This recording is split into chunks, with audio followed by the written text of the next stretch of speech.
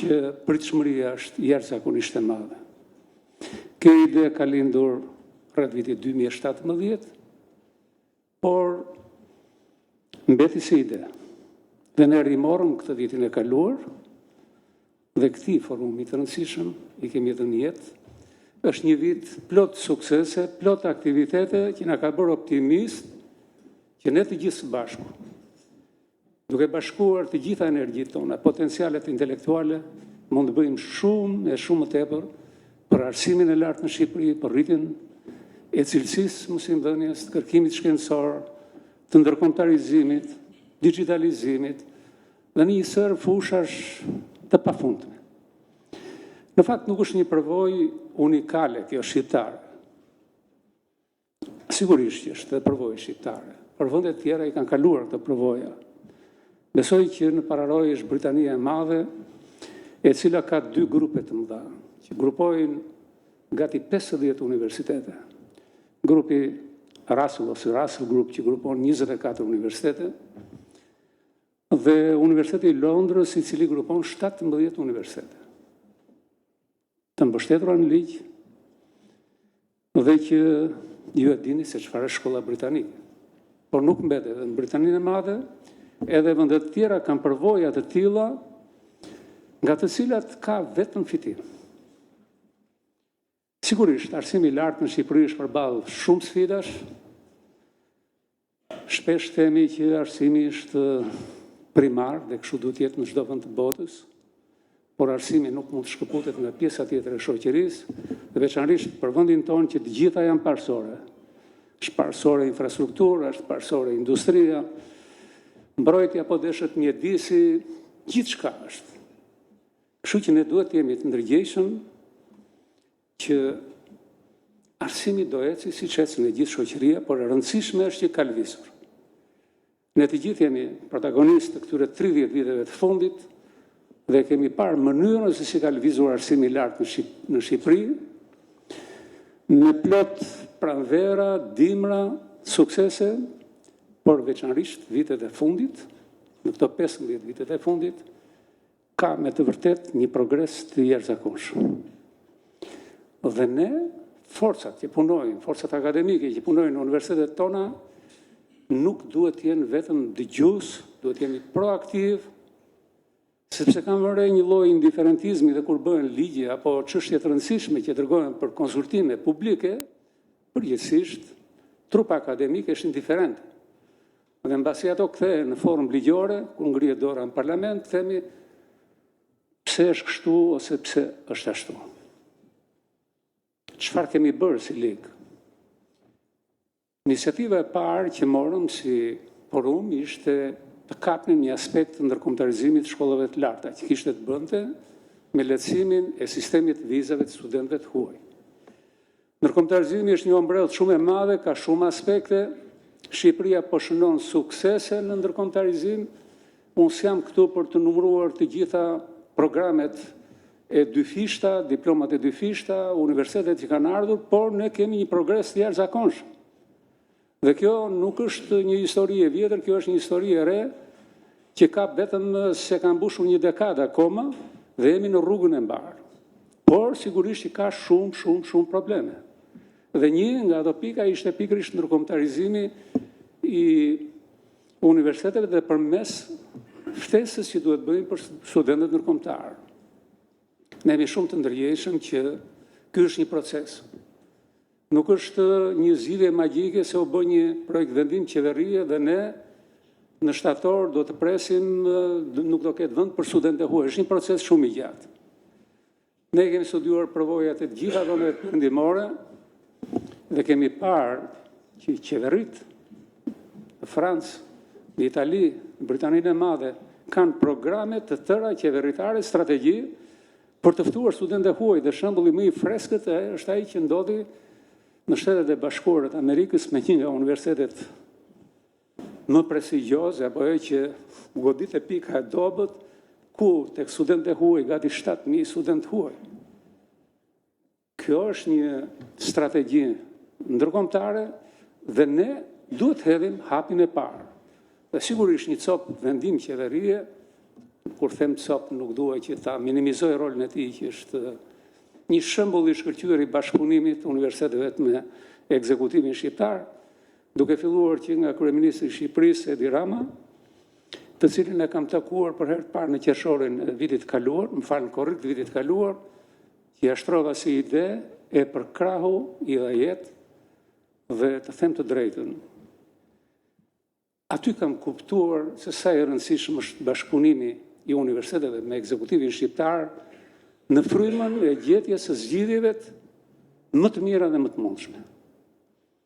Dhe u angazhuan disa institucione të rëndësishme, padyshim në krye Ministria e Arsimit, Ministria e Jashtme, ministri që meriton një falënderim të madh nga ne të gjithë, Ministria e Brendshme, një sër konsultash me drejtor juridik, me sekretar të përgjithshëm, të cilët i dhanë jetë një vendimi të veçantë i cili hap një rrugë, por që nuk është e mjaftueshme. Përvoja deri tani më tregon se dëshira për të hapur arsimin e lartë në Shqipëri drejt tregut të huaj është ende e kufizuar dhe nuk ka arritur akoma në ambasadat tona dhe të konsulit tanë.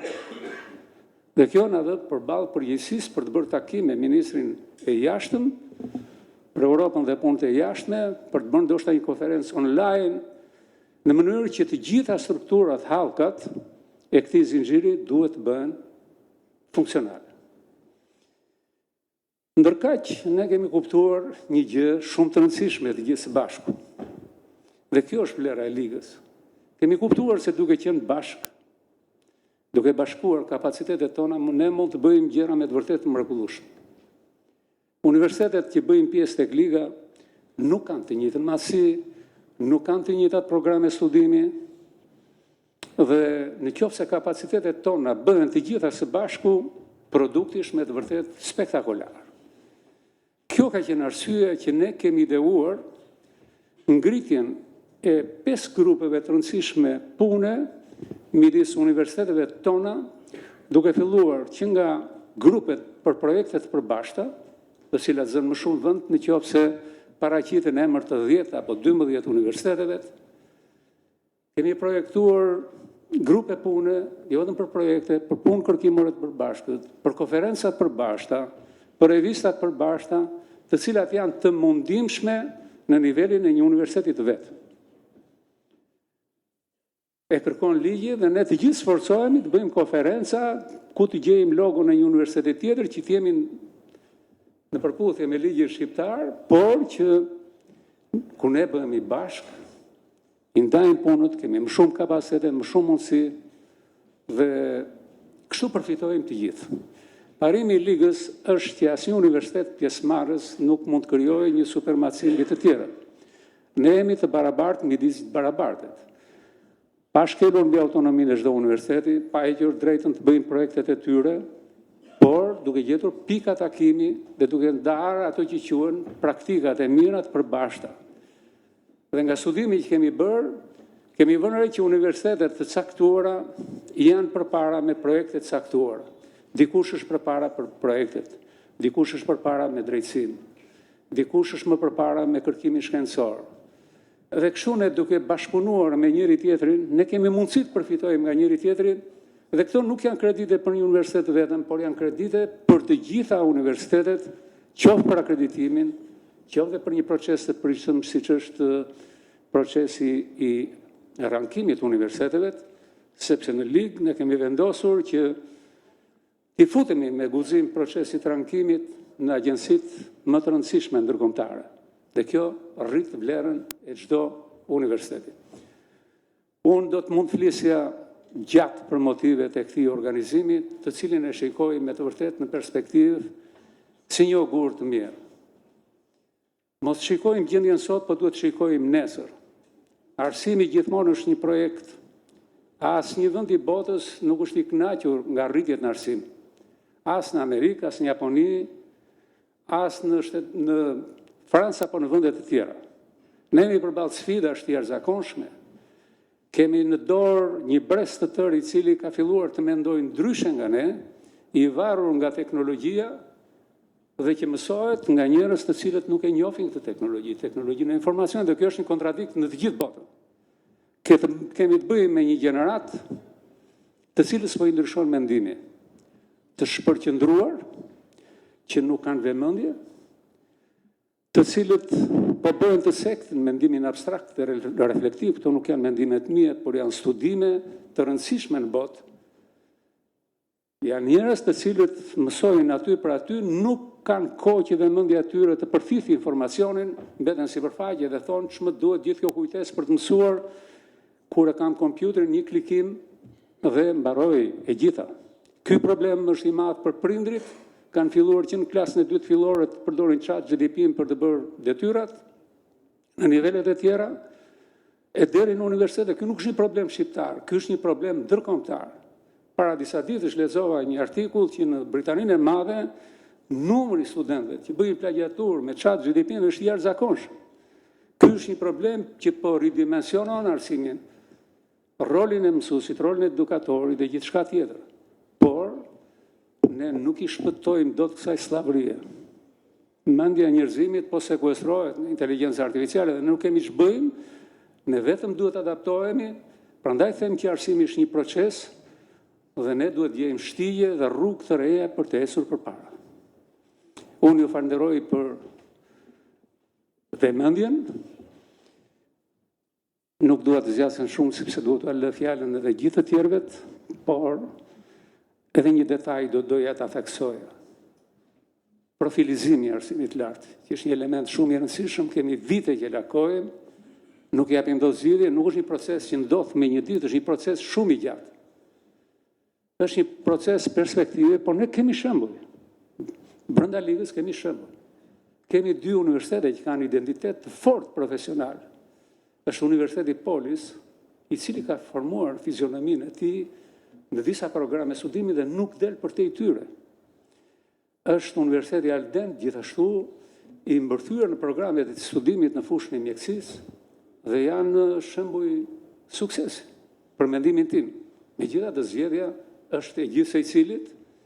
Ashtu siç tek Liga kemi një kolegj por shumë i rëndësishëm për historinë e arsimit shqiptar, është kolegji Gjirjaz. Është historia e arsimit shqiptar në Shqipëri. Një histori 100 vjeçare, një universitet, një kolegj i cili duhet mbështetet dhe ne jemi shumë krenar gjok që ju jeni pjesë e Ligës sepse institucioni juaj është pjesë e historisë arsimit në Shqipëri. Ju falenderoj shumë për këtë fjalë të zgjatur, falenderoj të gjithë sipërmarrësit, falenderoj sipërmarrësin tim zotin Irfan Sembelliu që kam këtu, i cili më ka deleguar të përfaqësoj Universitetin Luarasi tek Liga e Arsimit Gjon Durrahja. Shumë faleminderit që më dëgjuat. Sukses.